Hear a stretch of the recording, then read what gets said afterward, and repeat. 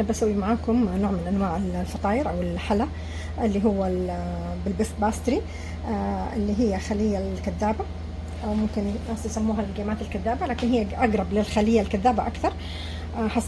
هستخدم البيف باستري، جدا سهلة، وصراحة انا يعني صدمت فيها لما سويتها، طلعت لذيذة لذيذة فعلا لذيذة، تستحق التجربة يعني.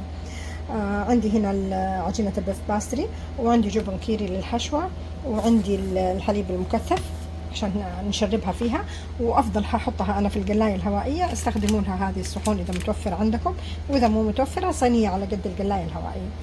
طبعا البيف باستري حنتظرها شوية لانها لسه مثلجة، حنتظرها بس تلين. حنبدأ نقسمها 4 ونبدأ نحشي ونحطها في الصحن في القلاية الهوائية. شوفوا يا بنات، قطعت البيف باستري بهذه الطريقة. ممكن تفردوها شوية،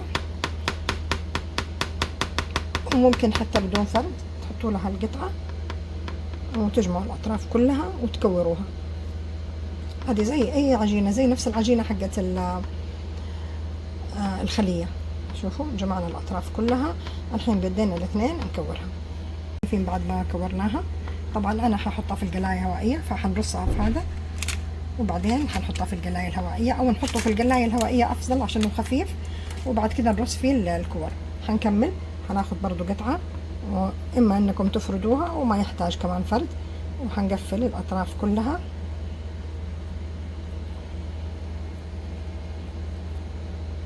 شايفين؟